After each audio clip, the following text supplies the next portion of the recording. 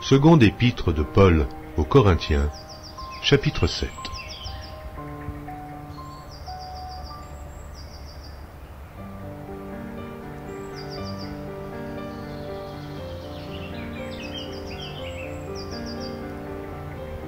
Seconde épître de Paul aux Corinthiens, chapitre 7.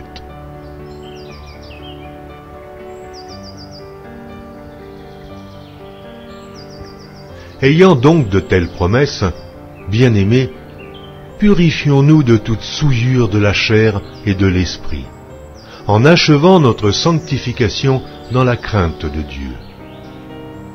Donnez-nous une place dans vos cœurs.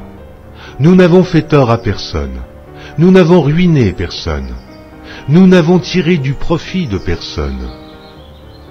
Ce n'est pas pour vous condamner que je parle de la sorte, car j'ai déjà dit que vous êtes dans nos cœurs à la vie et à la mort. J'ai une grande confiance en vous. J'ai tout sujet de me glorifier de vous. Je suis rempli de consolation, je suis comblé de joie au milieu de toutes nos tribulations. Car depuis notre arrivée en Macédoine, notre chair n'eut aucun repos. Nous étions si affligés de toute manière. Luttes au dehors, craintes au dedans. Mais Dieu qui console ceux qui sont abattus, nous a consolés par l'arrivée de Tite, et non seulement par son arrivée, mais encore par la consolation que Tite lui-même ressentait à votre sujet. Il nous a raconté votre ardent désir, vos larmes, votre zèle pour moi, en sorte que ma joie a été d'autant plus grande. Quoique je vous ai attristé par ma lettre, je ne m'en repens pas. Et si je m'en suis repenti, car je vois que cette lettre vous a attristé, bien que momentanément, je me réjouis à cette heure, non pas de ce que vous avez été attristé, mais de ce que votre tristesse vous a porté à la repentance. Car vous avez été attristé selon Dieu, afin de ne recevoir de notre part aucun dommage. En effet, la tristesse selon Dieu produit une repentance à salut, dont on ne se repent jamais, tandis que la tristesse du monde produit la mort. Et voici, cette même tristesse selon Dieu, quel empressement n'a-t-elle pas produit en vous? Quelle justification, quelle indignation, quelle crainte, quel désir ardent, quel zèle, quelle punition. Vous avez montré à tous égards que vous étiez purs dans cette affaire. Si donc je vous ai écrit, ce n'était ni à cause de celui qui a fait l'injure, ni à cause de celui qui l'a reçu. C'était afin que votre empressement pour nous fût manifesté parmi vous devant Dieu.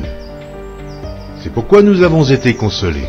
Mais, outre notre consolation, nous avons été réjouis, beaucoup plus encore, par la joie de Tite, dont l'esprit a été tranquillisé par vous tous. Et si devant lui, je me suis un peu glorifié à votre sujet, je n'en ai point eu de confusion. Mais, comme nous vous avons toujours parlé selon la vérité, ce dont nous nous sommes glorifiés auprès de Tite, s'est trouvé être aussi la vérité. Il éprouve pour vous un redoublement d'affection, au souvenir de votre obéissance à tous, et de l'accueil que vous lui avez fait avec crainte et tremblement.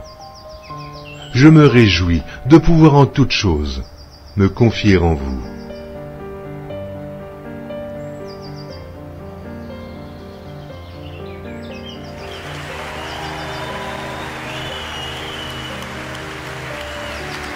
Amen.